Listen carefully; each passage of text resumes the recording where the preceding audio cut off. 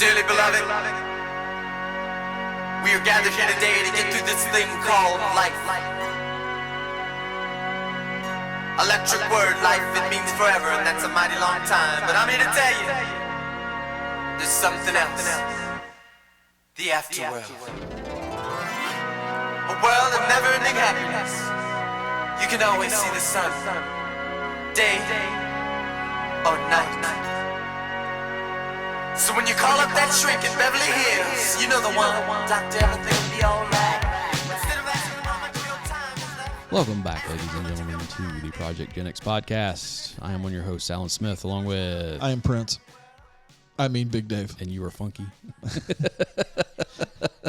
And on today's podcast, we are gathered here today to celebrate this thing called life. And if the elevator brings you down, go crazy one time. Yes, we're going to be talking about the 1994 movie Purple Rain, as well as the album Purple Rain. And, of course, the Purple One himself, Mr. Prince Nelson, R.I.P. I got to see Prince live. Yeah, you suck. That's one of the ones I never got to see that I was trying to get tickets to before he died. I got to see him at Bridgestone. He played in the round, and we were in a box. Nice. And we snuck into the box. He was in a round, and you were in a box. Yep. And we had seats up in the nosebleed, and we snuck into the box, thanks to some friends. Nice. Yeah, we covered last year. We covered Thriller, Michael Jackson's album. Yeah. And I think I said then that, and it's very true, if 1983 belonged to Michael Jackson, 1984 belonged to Prince. Yeah. I mean, no ifs, ands, buts about it, because he was everywhere. He was on your radio. He was on MTV. He was on in your movie theater. I mean, it was just, he was everywhere. What's crazy is this was like his 6th album or something like that. Let's see. It most definitely was not his first album. Let's see here. I think it was either 4 or 5. Because he had a self-titled Prince. And I know Controversy was in there. And 1999 was before this. Let's see here. Where is his...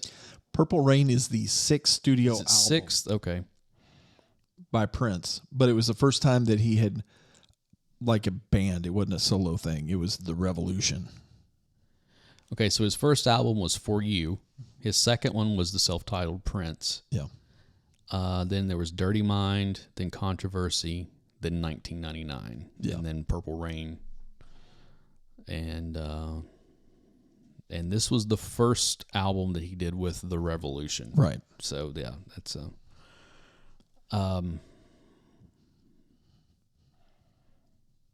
where do we even begin? Do we start with Prince? Do we talk about the movie? Do we talk about let's start with the movie. Okay. So Purple Rain was released in, when was it released? July 27th, 1984. So this was, August has typically been a dumping ground for, kind of like January and February and, in the wintertime.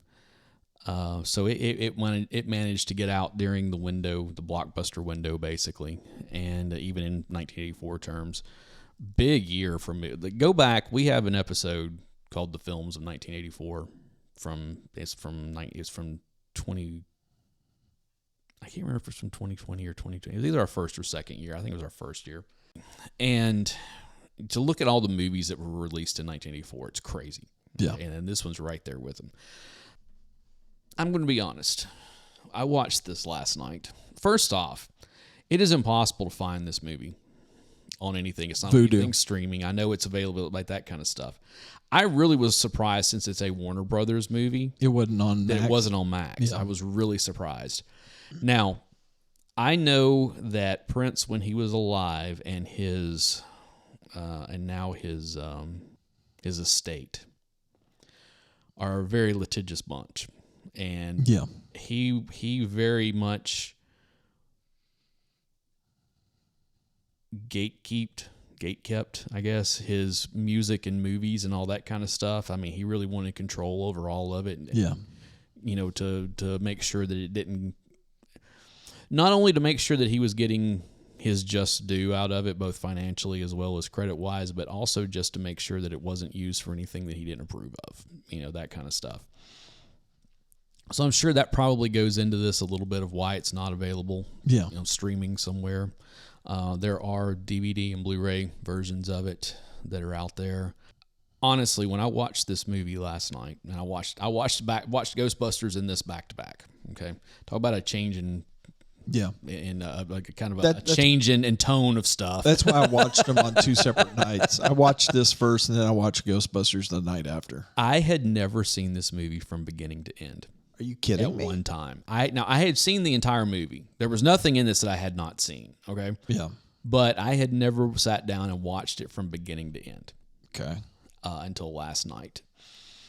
This movie is almost 2 hours long. Yes, it is. An hour and 52 minutes or something like that. And the last half hour is just a Prince concert. That's all it is.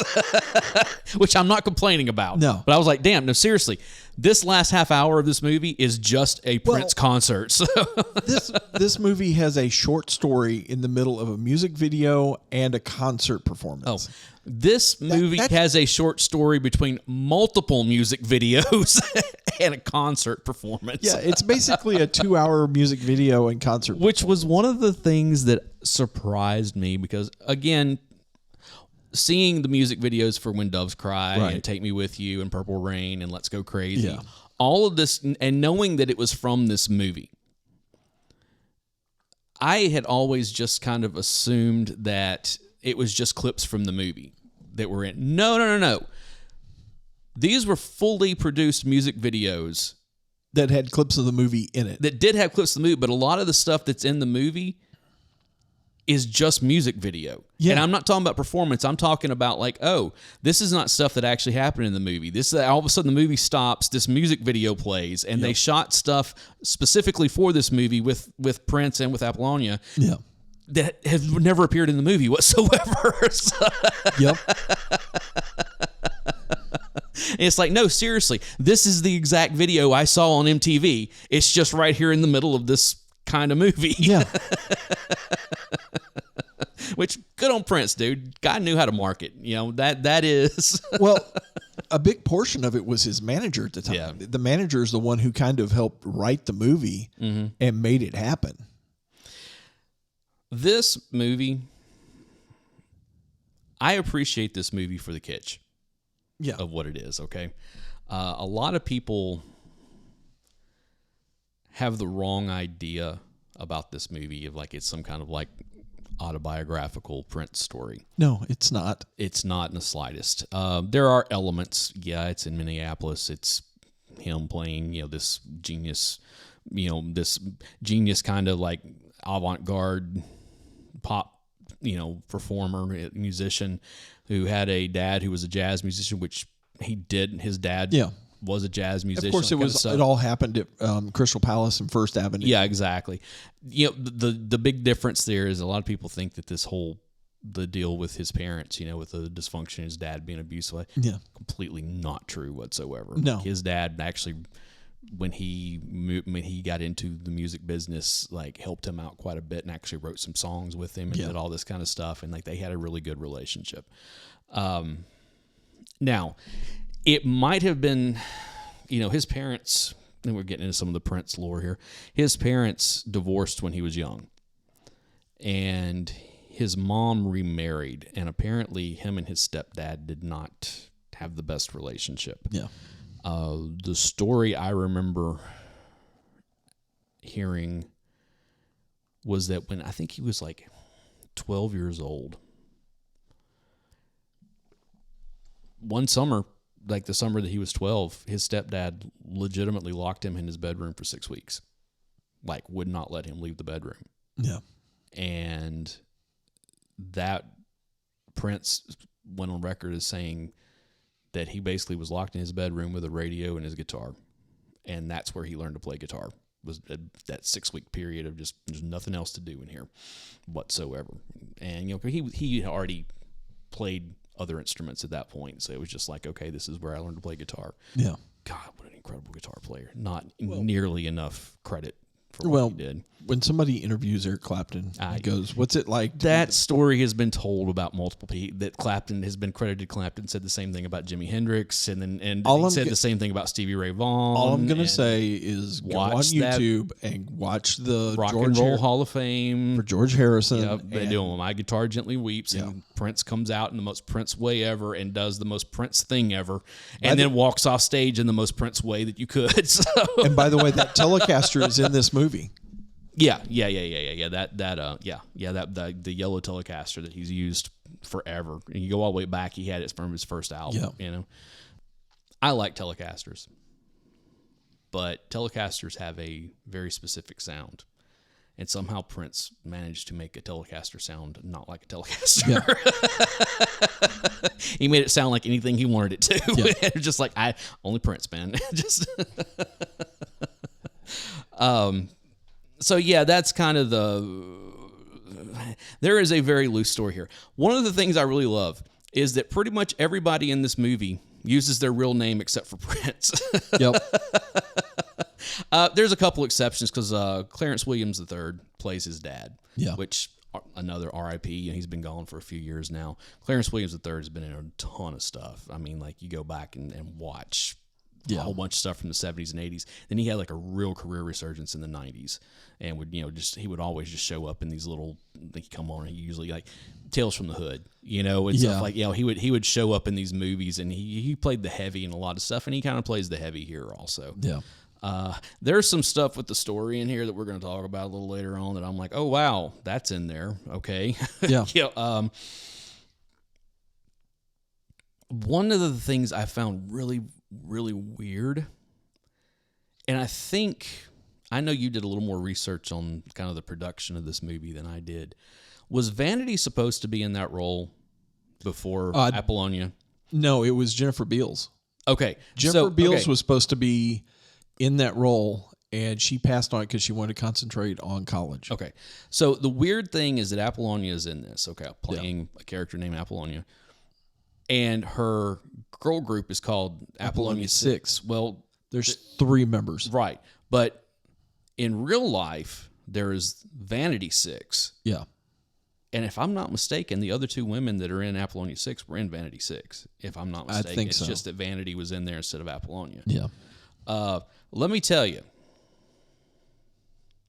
and I'm sure she still is, but Apollonia was gorgeous in this movie. Yeah. Like I forgot. I was like, I remember, but I was sitting there watching last night. I was like, man, this woman is gorgeous, and actually a good actor on top of it. Yeah. One of the standouts. Okay. Okay. So you had Clarence Williams III, who was an actor who did really well in this. Okay. Yeah. I thought Apollonia did really well in her role. Yeah. Do you know who I think was probably the best of everybody in this movie, though? As far as their acting? Okay. Jerome from the time. I started watching him. I'm like, dude, this is natural for him. Like, why didn't he do more of this? This is, Morris Day, he's spotty. Sometimes he's good, sometimes he's not. But every time Jerome starts talking, he's dead on every time. Well, he's delivering those lines and just. I think that was just Jerome, though. I know. I think that's just who he was. I don't think he was really acting. I think he was just being Jerome. Mm-hmm. But he was great. Great. I love Morris Day at the time. Dude, man. It's funny because, so what's funny is that the soundtrack... When he grabbed that chicken head and picked her up and just body slammed her in the dumpster. What in the world? Jerome, take care of this. And he's like, time to go. Dude, when he picks up that one woman throws... When Jerome does that, but then, the kid, slaps Apollonia at one point and then threatens to do it another time. Now, granted, you can look at that and be like, well, that's what he saw at home because his dad was doing the same thing. Not to excuse it, but it was kind of the cycle of abuse type thing. But yeah, there were several things in here that I was like, dang, they put that in here. That's I'll tell you the other thing that really surprised me again, and I had never seen the uncut version of this. Like when I had seen it before, it had been on television or whatever. There's that one sex scene. I guess it's the first one between him and Apollonia or whatever. Yeah. That was like, he was really getting handsy in this thing. Like, he was getting more than handsy. I know. I was like, dude, wow, that they put that on film. I mean, like, okay, just okay. All right. No, this movie was very. It's definitely not a movie that would get made today. No, and definitely not have the tone of a movie like this being made today. The going through like the music that's in this, okay, because you get performances by Morris Day and the Time, you get performances by Apollonia 6, of course you get Prince or the Kid, as they call him, with the Revolution. Well, you also get Dez and the Motivators? Yes, yeah. But Desmond wound up playing with Prince. Well, he was part of the Revolution, at one point, right? I don't think he was. He wasn't at this point, no, but he would go on to play with him later, or maybe he was with them before. Yeah, because he's on 1999. Yeah, you're right. He's on that. He's that first. But you actually see his band do a performance in the movie. Right. Yeah, he had played with Prince. That's what it was, and he wasn't a member of the Revolution though. That was it's just. I was really shocked with how good the music in it. Also the fact of I've got the soundtrack for Purple Rain, which is basically a Prince album. Yeah. But I was like, dude, I want the other music that's in this. This is really good. And with it, they basically shut down First Avenue for 25 days. Mm-hmm.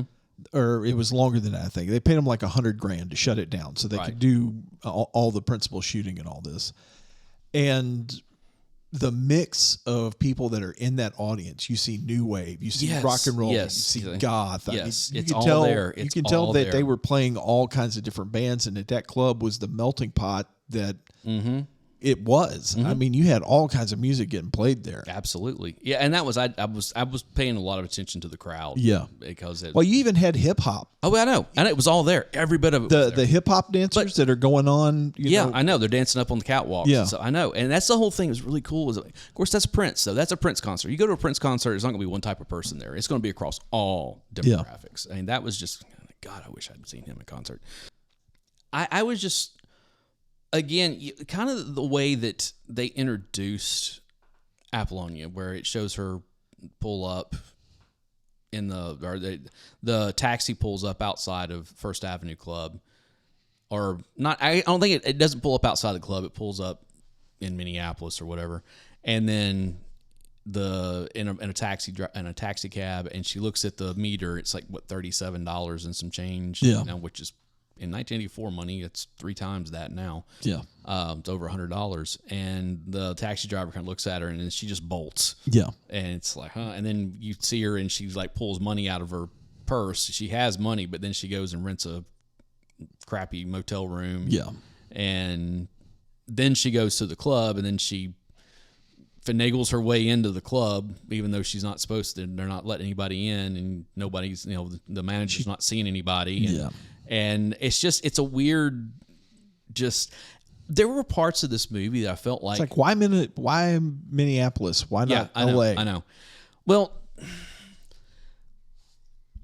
she runs away from her small town to go to Minneapolis. Well, she's from New Orleans. Oh. She said that, he asked her, I picked up on that. Okay. He asked her where she was from when they go to the lake. Yeah. And she said she was from New Orleans.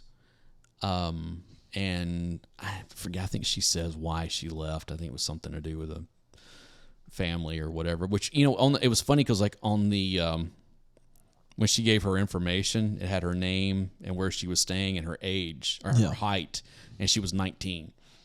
That was the age that was on there. I was like, okay, that's which is funny because when they recorded the 3 songs for this album, that was Wendy's on stage debut with the Revolution, and she was 19. Yeah. But the waitress that she talks to, the blonde haired girl, there's obviously something going on there between her and the kid. Yeah. There has been. And it's like it's completely blown past of, especially because even at the end after he performs Purple Rain, when he leaves and he comes back, he turns around and she's standing there and she's crying. Yeah. And she just says hi. And then he just runs right past her and it's like, ex-girlfriend. okay, there is obviously something going on here. That they either wound up on the cutting room floor or they just never developed in the script or whatever. Yeah.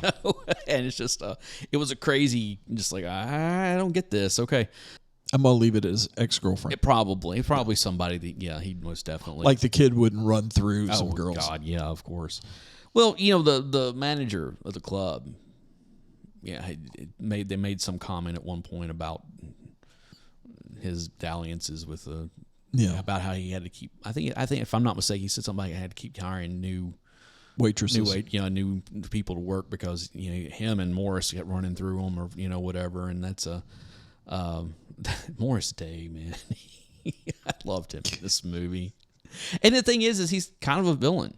Yeah, it's not even a rival. He's like a villain. Yeah, because at the end he's trying to run.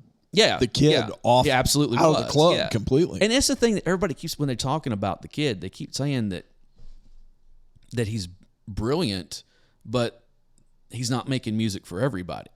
That's what they kept saying. And you're talking about like he's performing songs like "Let's Go Crazy" or "Take Me With You" or something like that. And they're talking about like, man, you keep playing all this music that's not for everybody. And it's like, oh no. Now I understand "Computer Blue" or "Darling Nikki" or something like that. But even from the very beginning, they're like, he's not packing them in like he used to. I'm like, I don't know why he wouldn't. Yeah. Just. This music's awesome, and then there's the whole thing with the band where there's this Wendy and Lisa have written they wrote Purple Rain, and they want him to listen to it, but he doesn't want to, and they didn't write the lyrics for it. They just wrote the music. The music, right? And it was there's that scene, because like the waitress again gives him the tape, the demo tape. And then when, is it Lisa or Wendy that comes in when they're all sitting in the dressing room in silence? And Wendy's already there. Okay, so Lisa comes in and she's guitar player. Which one's a guitar player? Is that Lisa? I don't remember. It's whichever one. The dark-haired girl.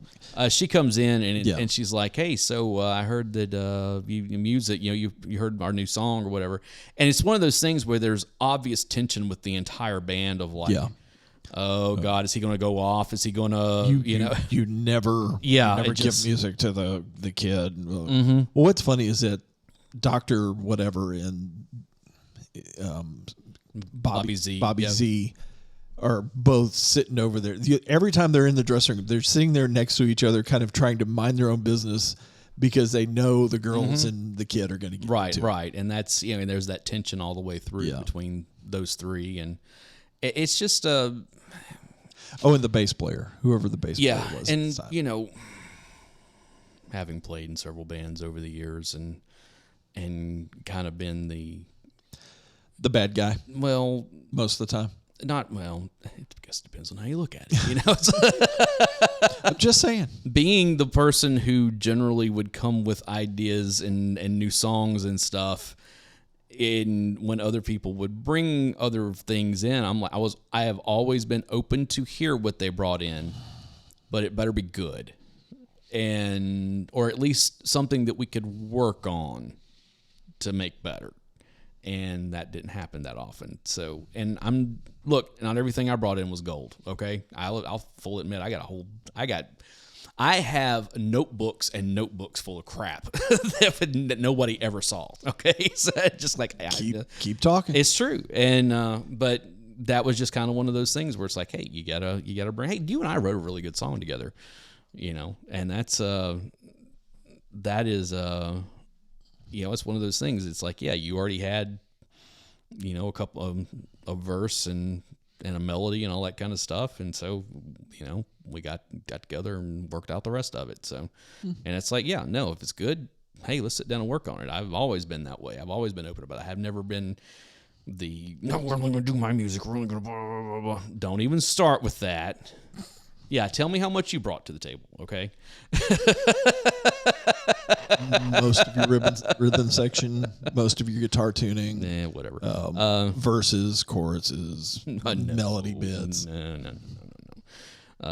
I'm just saying that it is one of those. Usually, what happens in a band is you have one or two people who kind of write everything, and then everybody else fills in. And it's not to say that what they do isn't important, because it is very important. It's just because it is a collaborative thing. I know that was it Guns N' Roses? Like they had a formula for songwriting. It was credit. Duff. Well, but actually it was Axl. It was Izzy. It had a formula for. There's music, there's lyrics, and then there's what they called contribution, and it was basically if you wrote the music or the lyrics, it was like in thirds, whoever did that, and if it's say Axl comes in with the music and lyrics already done, but if someone contributed something that took the song somewhere else, then that was another third, and that's kind of and I'm like I get that, that's a good way of doing it. I know U2. All of their stuff is, I think they may have changed it since then, but I know for the longest time you would look on there and all of their song credits were words by Bono, music by U2. That was the way that they had that. And there's, of course, you get Lennon McCartney and different whatever the way they did their stuff. Wasn't Queen like equal force? They did. They just said we're a band. There are other bands that have done that. And I get it. It's kind of it's a tricky situation. It really is when you're dealing, because you want to make everybody happy, but you got to take care of everybody. Yeah, and that is true. Yeah, and then you also have those situations like CCR, where John Fogerty was writing everything and was getting all of the royalties. And the guys in the band were like, after a couple of albums, were like, "Hey, we're tired of you making all the money." And he said, "Okay, fine. There's 4 of us here. Everybody comes in and contributes. If we have 12 songs on an album, everybody's got to contribute 3 songs." And kind of let the rest of the band hang themselves on that. So it was, and the 2 brothers, his brother wound up dying with them not reconciling after not speaking for years and years, and he still hasn't reconciled with the other 2 guys in the band. Yeah. And it's kind of one of those. It's like, hey. It's a tricky thing. It's a real tricky thing. I know we're like way off topic here, but it is actually apropos of being in a band is not as easy as everybody thinks it is. That is, in theory, it should be. It should be real easy. Hey, you get together with your buddies who also play music, and you have fun, and you get paid, and then everybody gets along. But that's not how it ever works out. So. There's usually somebody with some ego, and I'm doing more than everybody else. And sometimes that's true, and it is what it is. It's if so. I have, because I know. The last band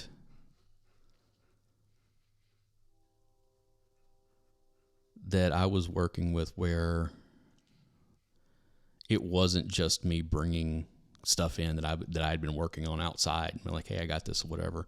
We never could get anything going, and it was really. And then once we did start doing that, where everybody was bringing in their contributions, it was so disjointed. Like, we did not have a sound. We did not have there. It was like the music tones were like the tone of the music was just like shifting every go. I mean, it was all over the place. And so that kind of became one of those things where it's like, when I first started playing music with other people, I really wanted to come in and like, hey, we're all just going to be one big band and be happy and all that kind of stuff. And after a little while, you realize somebody has to step up and kind of say, no, this is what we're going to do. And I didn't want to be that person, but I wound up being forced into being that person because nobody else wanted to do it. And then, of course, I've got an ego and attitude problem and all that kind of stuff. And it's like, no, it's because none of y'all are doing anything here. So it's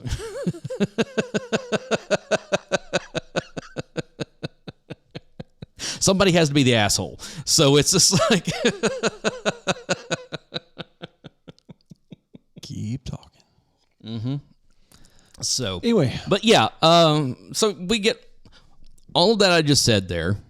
actually plays into this film quite a bit with the whole Lisa and Wendy and the whole band in general, because you kind of seem like you got Bobby Z and the rest of the band who are just wanting to like, dude, we just want to go play the music and have a good time. Yeah. And then you got Wendy and Lisa who want to contribute something, but they know it's kind of prickly with the kid because the kid's got an ego and he's a control freak, and the kid's also a stellar musician and songwriter. So I mean, it's that is Prince. Come on. How can you say otherwise? I know he's playing a character, but still, I mean, it's like, do you want to be the person to go up to Prince and tell him something he did isn't good? That's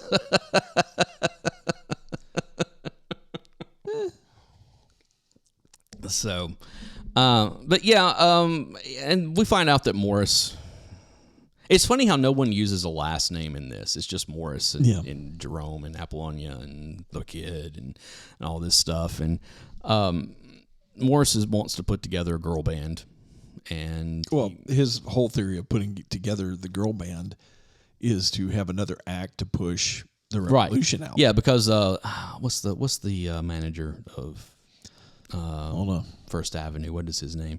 I'm trying to pull it up. Yeah, because he is talking about how they're talking. It's like the kid's not drawing like he used to, and the music's not as good as it once was, and this and that, and Morris tells him, Billy Sparks. Yes. What's his name? Is it Billy? Is it Billy? Okay. Yeah. Again, everybody's using their first names.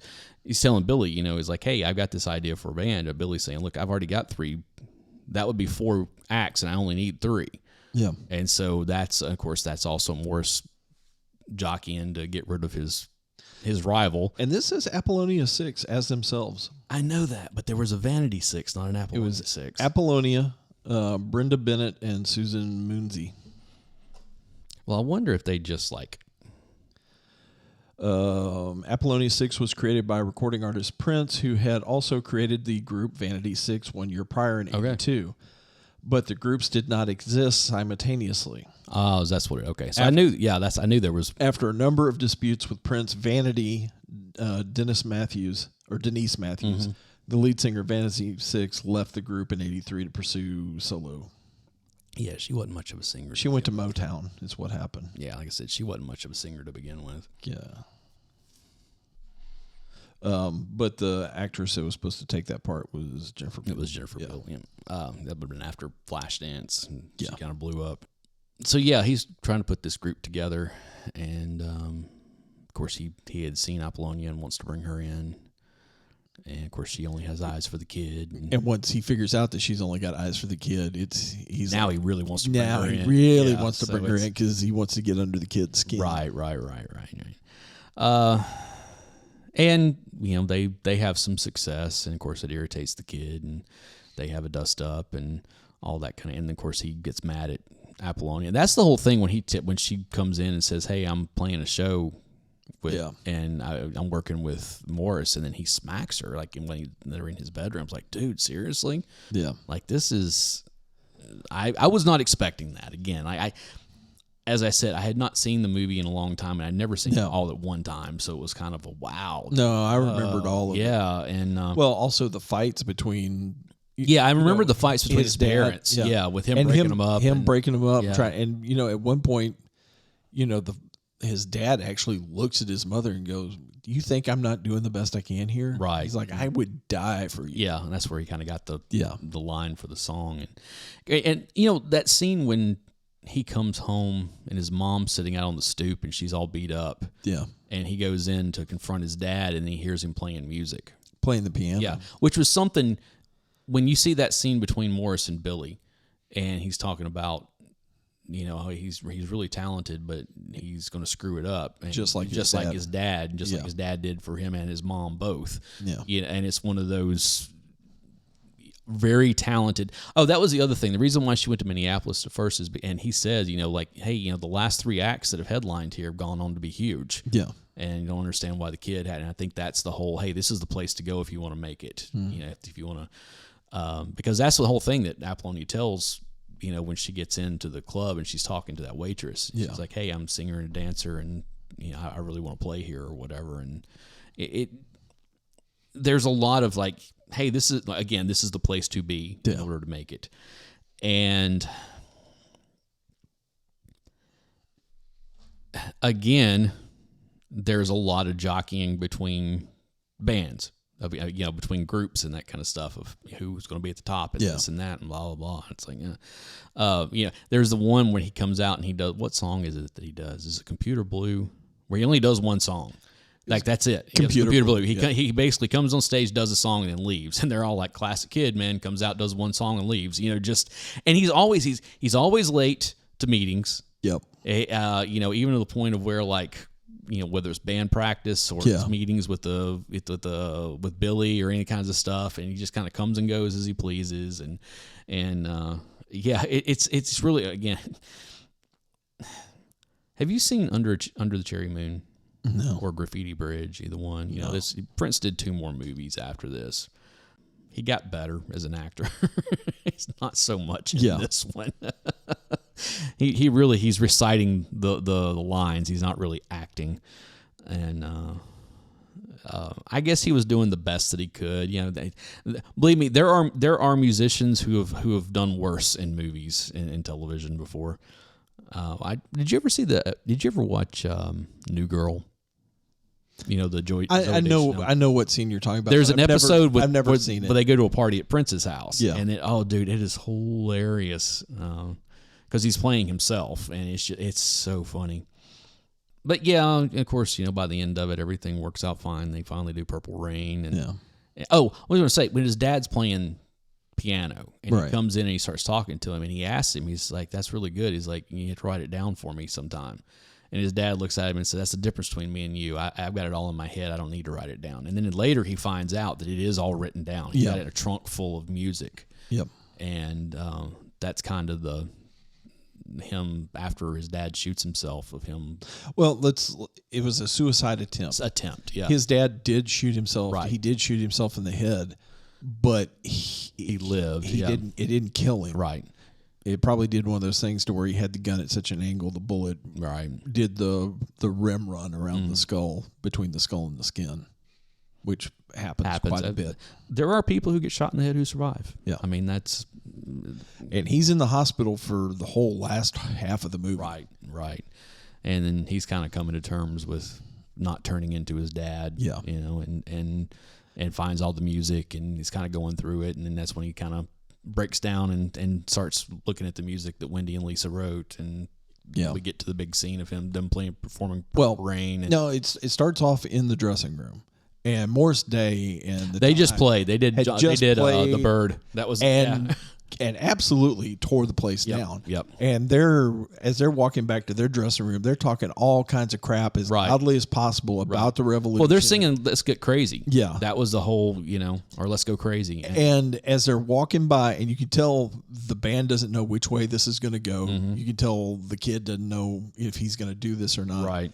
And they go walking by, and Morris Day comes walking back and sticks his head in the door and goes, "How's the family?" Right. And then laughs big time as he's walking off, which is about the most degenerate, There is a thing. really weird scene right after this, though, where the rest of the band walks on, and he stays in the hallway. Yeah.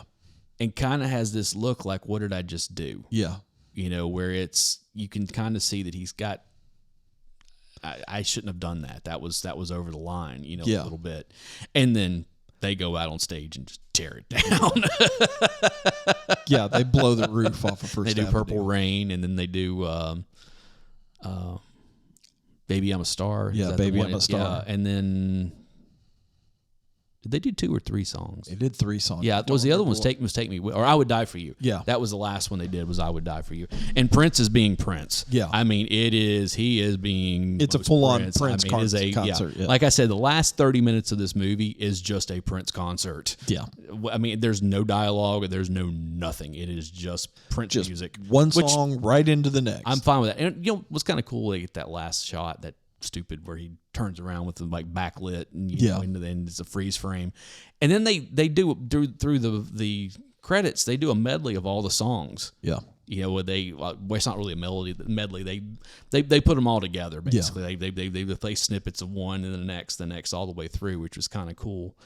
But Well, there's also a big scene where it's kind of weird because when he first meets Apollonia, he's basically behind her on the street, and he walks right up behind her and goes, "Give me that."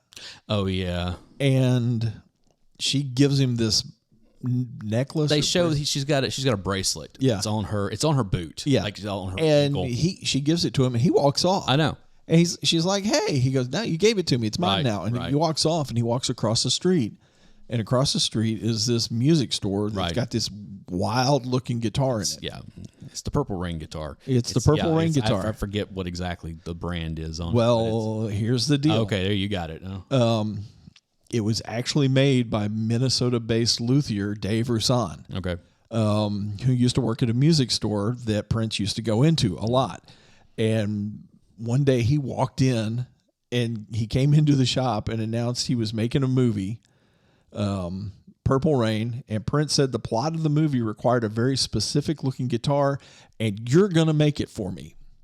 And Roussan has been making those guitars for him ever since. Nice. Yeah. So, Yeah, there is, the guitar, and then of course the classic motorcycle that he's sitting on the Okay. coaster. And are we going to get album into the cover. motorcycle? Sorry, at this yeah, point? it's a Honda. What Hold on. You said it was. It is. It's an 81 Honda-Matic. Okay. It's basically a semi-automatic 2-gear motorcycle. It didn't have a clutch, but it still had the gear shifter on it. So he didn't have to mess with the clutch. He just had to turn the throttle and, shift between low gear and high gear. Okay. But it had a bunch of customizations. Oh, I'm sure. I mean, I forget who the maker of the seat was, but well, you got to remember Prince was tiny. I Yeah. mean, he was like 5'3", 5'4", Yeah, somewhere something right like in that. there. And so, and the thing is several times when he's riding this bike, especially when they pull back from a wide shot, you can see how much bigger this bike is than him. And where is it? I just had the information here. It was basically a 395cc air-cooled motor, okay, 2-speed semi-automatic transmission. Custom seats with pink velour inserts. of course. It had the sissy bar on it. It had custom handlebars and a custom fairing made by Cutter accessories. And I'm trying to find. Okay, so a guy named Craig Johnson wrote about the fact when he was 12 or 13, his stepfather owned Cutter Motorcycle Accessories in Waterloo, Iowa, and the company made fairings among other accessories and took custom orders. Craig helped his stepfather fill an order for 2 purple fairings that were going to a movie set in Minnesota. He later helped his father make a third one because they crashed one of the bikes. Well, there was a scene in this when he's on the bike when he's leaving the when he's down at the when she jumps in the lake, and he's like, "Oh yeah, that's not that's not Lake Minnetonka, whatever," where he jumps the bike up off of, he's coming up an embankment, jumps it, and I'm like, no, dude, that was Prince on that bike. Yeah. That was not a stunt. I was like, that bike is not made for off-road, and he keeps going off-road with it. I'm like, what are you doing? Well, if you notice, it didn't exactly have street tires. I know. They were kind of a all-terrain. It was motorcycle. weird though, but that bike is not an off-road bike. It's just like, okay, any bike's off-road if you take it off-road. Right. Yeah, but it's not what you think of as But an off-road. it was bike. basically an 81 Honda Matic. Yeah. I think it was like a CB 400. There's a scene or something like that. when he first, I guess it's when he's coming back to the club the next night or whatever, and he rides up on the bike and he's got his Telecaster strapped to his back and he's coming through the... It wasn't really a Telecaster. It was a Horner. It was made by Horner, but it was a Telecaster style guitar. So anyway, he's riding through and he's like riding next to the crowd, and I was a couple times I'm like, he just about knocked somebody in the head with the headstock of that guitar. Yeah. Like it got really close to somebody's head a couple of times in there. Yeah. It's a nice, but the bike wasn't even a 400cc bike. It was a little bitty bike. Well, but it's an interesting little weird movie for its time. Yeah. It's very, very niche, very, very cultish. I mean, it's a cult movie. It really is, And people who love it, love it. Yes. The people who don't. I have never loved this movie. Like, I watched it last night, and I was like, okay, this movie is about 45 minutes too long for one thing. It's like, it really was. And, if it had just been a Prince, like, concert, I think that would have been much better. I can say from personal experience, it would have not hold a candle to an actual Prince concert. But it was fun to go back and rewatch, just as this is really kitschy and the soundtrack, the Purple Rain album. Yeah. Oh my God, there is not a bad song on this Nope. album at all. And this was one of those when we did our 5 Deep episode years ago about 5 single. This album was on there because it's just one after another, and even the songs that weren't released as singles, like Computer Blue or Darling Nikki, which Computer Blue is actually one of my Baby favorite. I'm a Star. It's like they're so great songs. They're so great songs. Computer Blue is actually one of my favorite songs off the album. Actually, Let me just run down the track list here. It starts off with "Let's Go Crazy," "Take Me With You," The Beautiful Ones, that's another one that was Computer Blue, Darling Nikki. And then on side 2, you've got When Doves Cry, I Would Die For You, Baby I'm a Star, and Purple Rain. That is an amazing, amazing track listing for an album. It's just like, there's not a bad song on here. Yeah. So actually 3 of the songs on the album were recorded live. Right. From a concert. Yeah, well, you can tell that with Purple Rain. Is recorded live. Well, here's what was going on. They were doing a benefit concert for the Minnesota Dance Theater at First Avenue nightclub. It was like August '83, I think it was. And it was actually Wendy's live debut with The Revolution. She was 19, like I said earlier. Drummer Bobby Z, his brother, was an audio guy, and his brother David Z, they actually brought in the recording unit in a truck from Record Plant in New York to record the thing. And they recorded that one, Baby I'm a Star, and I Would Die For You live. Okay. And then they did the overdubs at a studio in LA somewhere. Right. But there is a video on YouTube of that concert where they show the live performance of Purple Rain. Mm-hmm. When they took the recording and cut it down for an actual single for the album, they cut a complete verse and I think like 2 solos out of the song. Surprised me any, yeah. You really should go on YouTube and look for this video of where they recorded Purple Rain live, because the solos get so deep. You're just like, oh wow. I have said multiple times, like I said, I was 10 years old when this album hit. Yeah. And I hadn't been listening to a lot of contemporary music for very long. But I remember the first time hearing Let's Go Crazy and being like, okay, this is kind of cool, whatever. Yeah. And then whenever we got to the guitar solo in the middle, I was like, well, that's pretty good. But it was the ending of the song. Yeah. When he just like starts going off, that I remember at 10 years old and not playing an instrument or anything at that point. Yeah. Hearing that guitar solo and being like, this guy's good. Like this is next level stuff here. Yeah. And I've always held up the stuff that Prince does on guitar as being next level. And I mean, even some of the simple stuff that he does is still next level, because it's like, oh, no normal person would have done it that way. Only Prince would have done it like that. And something else that people don't talk about with this album is Bobby Z's drumming. Mm-hmm. There are a couple different songs on here that have double kick drumming on here that really and people don't talk about them because they're kind of muddy, so you don't hear the individual licks. But some of the double kick drumming that's on this album would have rivaled some of the stuff that Lars Ulrich was doing on One. And you remember how everybody threw a fit over the double drumming for One. Well, that last part of it, that's I think Darling Nikki has a double kick drum in it. It's just it's like throughout the entire last part of the song. It's like, holy crap. Darling Nikki is such a weird. Or first off, subject matter is just like, oh, only Prince can do this, get away with it. Yeah. But the music itself is just odd. Well, it's so bare bones. No, but it's just odd. On top of it all, like who does this? Yeah. Prince does this. Okay. And that's kind of the whole, like, yeah, you just have to chalk it up to like, oh, only Prince would do it that way. And there were a lot of reviews talking about how this is back then, talking about how this was Prince's experimental album. And I'm like, have you listened to Prince at all? Everything he does is absolutely experimental. Absolutely. Prince was the only person for the longest time that had figured out how to successfully mix live, like while you were like actually have the mixing board on stage and mix it that way, because he was very he micromanaged everything musically.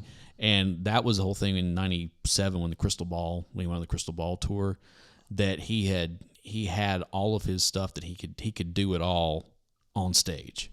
Yeah. And it was like nobody did it, because that was always the thing. People say, you can't mix live on stage. You can't do it. It has to be out in front. That way you can hear what's coming through. Well, he figured out a way to do it. And it's kind of become a thing now where a lot of times you will see it. It's like it might not be directly on stage, but it'll be off to the side of the stage rather than being out front. A lot of the stuff you see off side of the stage is the monitor mixing. It could be, but you also are not seeing those big boards out front as much any longer. And I don't know if that's... No, you still do. I don't know. Last couple of concerts I've been to, I hadn't they're seen just it, so they're hiding them better. Yeah. But he was, for the show that I saw, which was the retirement show. Yeah, kind of. He was doing it in the round. Yeah. So and that was like the whole. Was it the musicology tour? Is that what it was? Yeah. He was kind of retiring certain songs because we got free. He wouldn't sell the musicology album. You got it free with it, yeah. If you went to the concert, you got it there. You got it at the concert, which I've got, thanks to me and my wife, we've got 2 copies of it. Which, you know why he did that? Because every ticket is an album, so. Yeah. Yeah. Brilliant. But, yeah, But the board was, they had to pick an area to put it up, but it was kind of, you've got the flat part, and then you had like the first level of seats, and the soundboard was kind of up in the second level of seats. Oh yeah, okay. Where you didn't really notice it. So okay, maybe I haven't been to a huge concert in a long time like that. The last couple I've been to were at the Ryman, and of course theirs is all the way up in the back. Yeah, like that's just where they always have the board set up. So. It's a permanent setup. It is. It's like this is where the board goes, and that's everybody uses the same board. Yep. If you want anything else, you've got to bring in your Series 500 effects and plug into their board. So, do you have anything else you want to say? Oh, look, we were talking about Prince. We got to talk about Prince stories. Okay, there are some great Prince stories out there. Okay. Like I get to see him live and you didn't. Well, there's that too. But there's a story. Okay, first off, Kevin Smith, did a documentary with Prince back in the '90s that never saw the light of day. Yeah, like still has not seen the light of day. Where he went and he hung out at Paisley Park for a week or 2 or something like that, and Prince would come in and out, and they were doing all this stuff, and it was Prince was a Jehovah's Witness, and he was devout in his beliefs, even to the point where later on in his career he got back into it later on, but he was raised that way, and then he got back into it like later on, and there are stories about people getting that knock on the door on a Saturday morning. Yeah. And Prince is on your front door wanting to, give you a guidepost and tell you about that. It's like, or a watchtower. Is that what it is? Watchtower. And by the way, that's $250, man. That's $250. That kind of stuff. And it's like, I would let Prince into my house to tell me about God.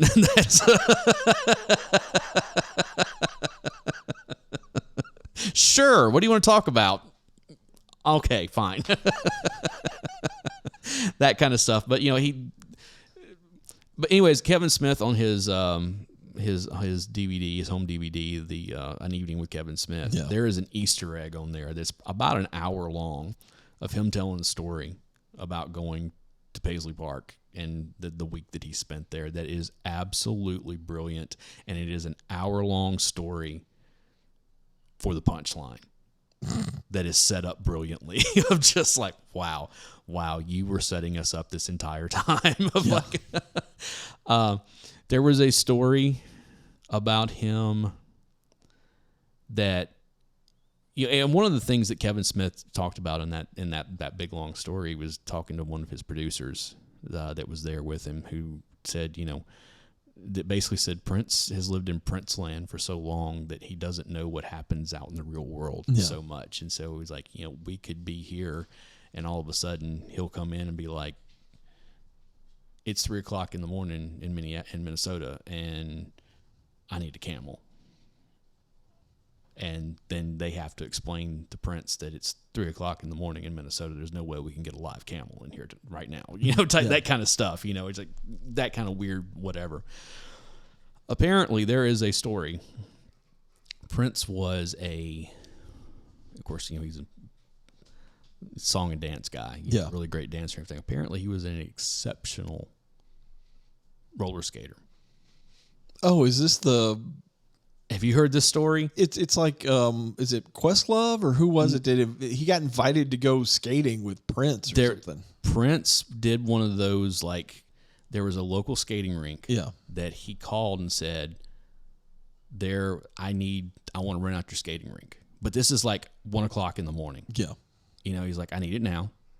I'll go pay whatever it is, that kind of stuff. And he invites all these people. I think Questlove might have been one of them. Yeah.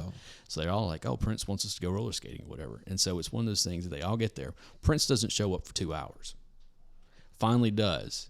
He comes in and he does this little like 4 or 5 minute routine that he's come up with. And he does it. Everybody claps. He says, thank you. Gets back in his limo and leaves. It's like... Only Prince can do that kind of stuff. Yeah. What the whole Charlie Murphy basketball and pancake story. Yes, exactly. That's another great story. That one. There was also apparently when all of this was happening, when Prince was just blowing up everywhere in 1984. There was a story about I think they were in New York City or something like that, and Prince is standing on the sidewalk with all of his entourage at a bus stop. Okay, and the bus pulls up, and he comes walking in with all of his 15, 20 people, or whatever, in full regalia, like they're dressed like you would be if you were hanging out with Prince. And says he walks on the bus and goes over and he sees this older lady who's sitting there, and he walks up to her and he goes, "Excuse me, ma'am, can you answer me a question?" She says, "Sure." He goes, "Do you know who Prince is?" She's like, "Oh yeah, I love him. He's got great music." He's, "Thank you very much," and then turns around and walks right back off the bus. And you got to wonder, who was it that said, "Not everybody knows who you are"? And he's like, "Oh, really? I'm gonna prove to you that everybody knows who I am."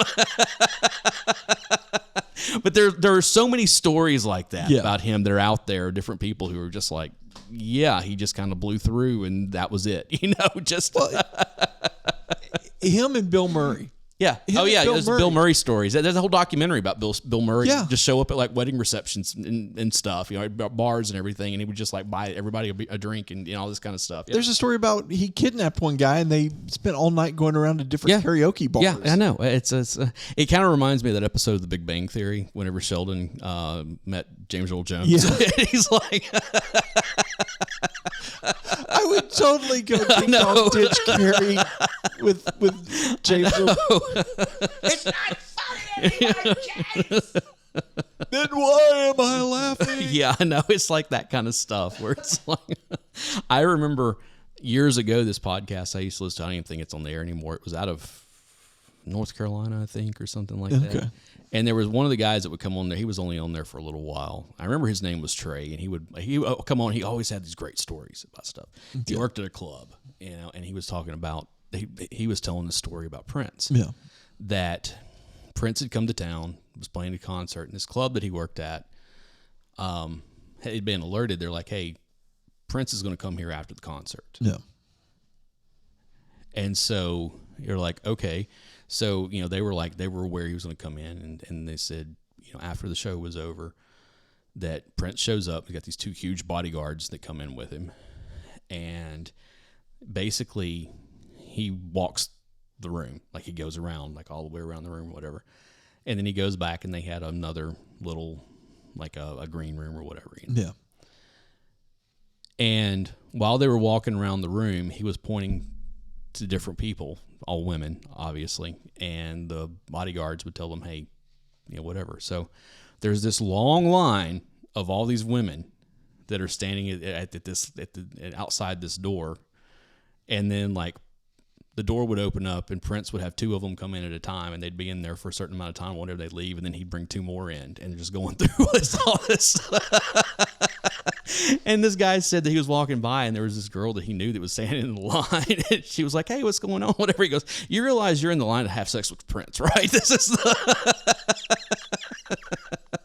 They said after he went through all of the women that he wanted to come in and meet or whatever happened, that they had there was a stage, and that like they literally had a throne that they brought in, that he went up there and sat in, and just like sat there with his cane and just kind of like watched the entire place for about an hour or so, and then it's up and gone. That was it. Just alrighty then. Only Prince. That's the whole thing. So you always, it's kind of one of those, like, you tell me a story and you say Prince did it, I'm like, I believe it. I believe it 100%. If I hit the lottery, I'm not telling anybody. Don't be signs. There will be signs. There will be. I know. I remember years ago, like 25-ish years ago, whenever the lottery was up at $100 million or whatever it was, which was, it's so funny that we look at that now and we talk about $100 million lottery, and we're kind of like, oh yeah, it's only at $100 million. It's like, dude, that's still a lot of money, okay? But at one time, especially considering we've gotten to $1 billion, the government takes off. Half. We've had those huge, like $1 billion and $2 billion ones that have come around in recent years, and it's nothing to go down and see the billboard and it'd be at 5 or 6 or 7 million or 100 million or whatever it is. But this was at a time back in the 90s when we got to $100 million, it was like, oh my God, I can't believe, Yeah. But I remember then, like the night of the draw, like we were kind of all sitting around, and of course everybody brought tickets, and what are you gonna do, blah blah blah. And it was kind of one of those things, like I said, this was in like 98 or something like that. And I was like, they were like, what are you going to do if you hit the $100 million? I was like, let's put it this way. Guns N' Roses, the original lineup, will play together again. Okay. That was kind of my like, oh no, they will. I will have enough money. I will be able to draw them all together to get together for a night to play in my backyard. Yeah. So this is. Yeah. So anyways, guys, if you have not, at least go and listen to the soundtrack for Prince, Prince and the Revolution, Purple Rain. Oh, one thing we didn't talk about. This album has one of the most famous B-sides of all time. Oh? Well, maybe not of all time, but a really famous B-side from our childhood, okay? The single for Let's Go Crazy, the B-side of it is Erotic City. Oh. And that's the only way it's available. It's not on any album. It's only on the B-side. Gotcha. Of the Let's Go Crazy. And it's like, hey, that wound up getting airplay, and then of course George Clinton covered it later. Yeah. And all that, and it's like, okay, this is kind of cool, but yeah. But good luck finding the 45. Yeah. Well, you can get the 12-inch single. I've seen the 12-inch single around quite a bit. Okay. Yeah. I think there might actually be another song on the B-side as well, like a remix or something. But yeah, it's the B-side of it. So. Oh, and if you happen to run across this one or Sign of the Times in a record store somewhere and they're decent price, decent shape, just go ahead and pick them up for me. That one that I have there is a repress from a few years ago, and it's like a purple whatever, but it was kind of one of those things where I was like, you know what? I'll do this. I don't mind. This is not kind of one of those. I want to have a original copy of it. But that album and Sign of the Times are probably my two favorite. This one, and I have 1999, which is an original press, which that's nice. A great album. Yeah. 1999. It's hard to believe 1999 came out before this one. Yeah. Which was another one of those things. This album was so successful that it actually made 1999 rechart. Yeah. Like it went back up the charts again, and people started going out and buying stuff. Oh, and Prince's Black Album. That's actually a pretty good album. The album that didn't exist for a couple of decades. Nobody wanted. No, it doesn't really exist. What are you talking about? I've heard it. What are you talking about? I bought it when it came out. Yeah. And when they finally did release it, Yeah. the thing is there were bootleg copies of it everywhere. Yeah. And so yeah, It's got some good songs on it. it does. It does. You never go wrong with Prince. Even bad Prince is better than most of the stuff on the radio now. Yeah. I mean, that's just bad Prince is better than most of the stuff that's ever been on the radio. So Yeah. all right, since we've gushed for an hour now, and before we get off on some other topic that's completely non-Prince related or Purple Rain, we're gonna head out of here. Again, go and check out all of our social media on. It's in the show notes. Check us out on Discord. Of course, you can email us. So the email address is down there. And make sure and like and subscribe and all that kind of stuff. Go to whatever podcatcher of choice that you use. I prefer Podcast Guru. Or it really does help us if you go to Apple Podcast and give us a review and a 5-star, all that kind of stuff, because Please, I'm begging. that stuff really, again, it boosts our visibility and it draws more people in to hey, what's this thing going on over here? And then tell your friends. Yeah. That's the other thing. Tell your friends if you like us. Yeah, and if you don't like us, tell your enemies. Exactly. We'll take both of them. So Yeah. Hey, if you're listening, you're listening. If it's a hate listen, so be it. yeah, absolutely. So for the Project Gen X podcast, I am Alan Smith, I'm the other guy, Big Dave. and we will see you next time. See ya. Purple rain, purple rain.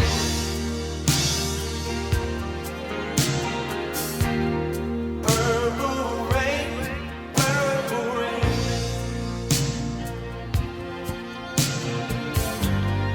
Purple rain, purple rain.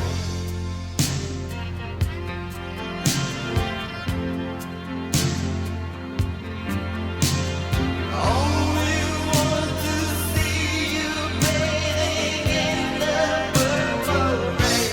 I never want to be your weekend lover.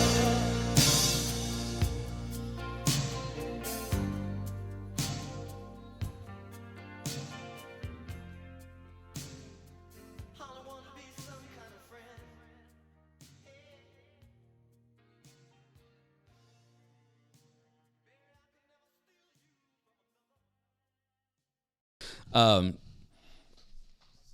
But hold on. Yeah, poker game.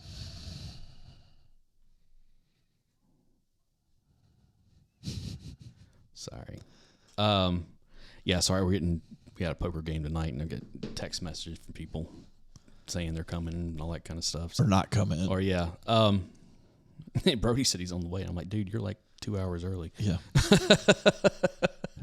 Tell him to stop and pick up pizza. Yeah, no joke. Anyway, so